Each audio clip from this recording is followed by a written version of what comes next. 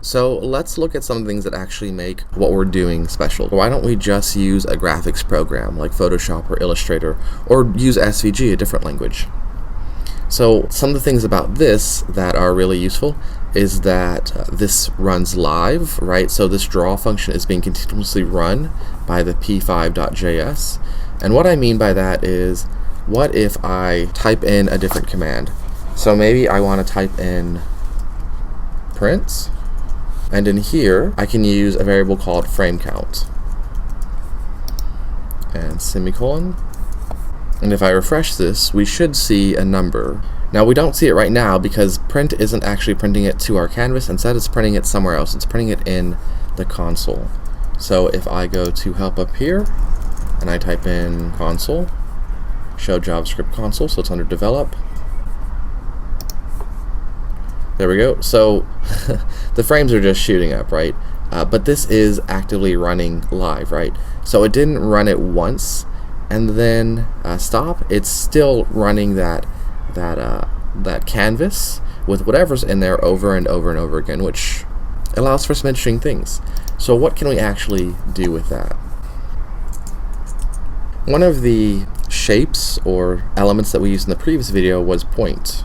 Now we can define specific coordinates for a point, like, you know, something towards the top, like 10, 10 or something, right? That'd be near the 0, 0 top.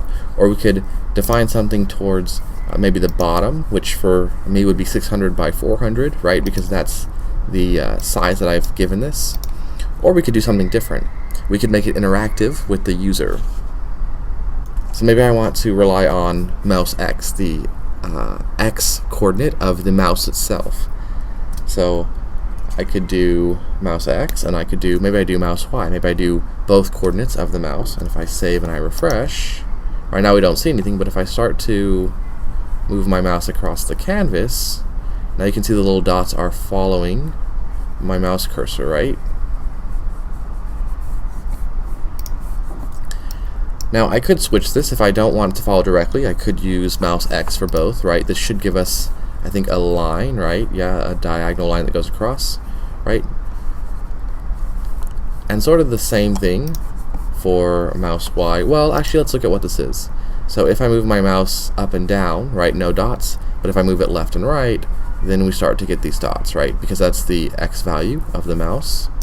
If we do mouse Y, it'll be more or less the same thing, except instead of on the horizontal, it'll be when we move it on the vertical, right? So very little change, actually no change on the horizontal, except for when I can't keep my mouse in the same spot.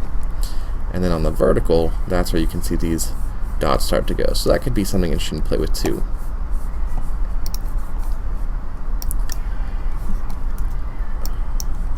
Right now, this is just a dot. What if we want to do something more interesting with this? So we could do any shape, but I'm going to do a line. Now keep in mind, a line has 2 points, right? The starting and the ending. So I'm going to do this from 0, 0 up to mouse X and mouse Y. So if I save it and I refresh, now we get this line that goes over, right? And that's kind of neat. We could also have multiple lines. So if instead of just mouse X and mouse Y,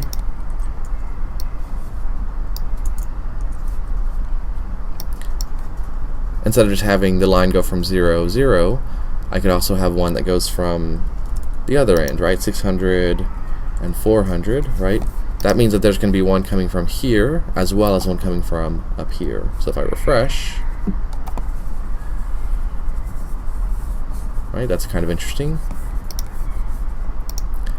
We could do one coming from the other spot, and actually we could do one from all the spots. So then we could have 600 and 0 with mouse X and mouse Y. We could have one from the other position, right? We could have one from 0 and 400.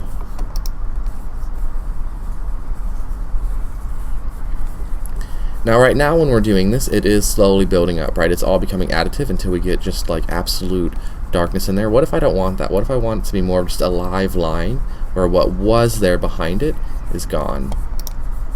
So then what I might want is maybe we try putting our background back in there, right? So let's put in a hex value of, I don't know, we can use CCC. I think that's what I used before. Refresh.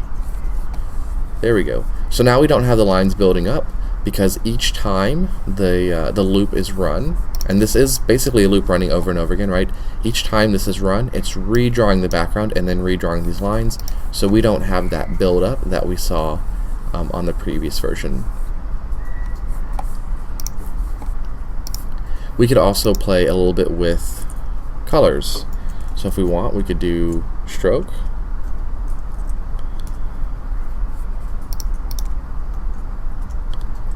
Now, it's a little bit difficult to do tie the hex values to the mouse X and mouse Y, but I could tie RGB values to it. So instead of doing the hex values, let's instead just put in mouse X, so that will be the R, and I could put in mouse X again, and maybe this one is mouse Y. Alright, let's try that and see if that worked. There we go. So now you can see that the color changes depending on where I put my mouse. And that could be interesting too. So these mouse X and mouse Y options, you can tie those to anything. It could be tied to anywhere that you would have a value in there. If we get rid of our background, that might be a little bit more interesting.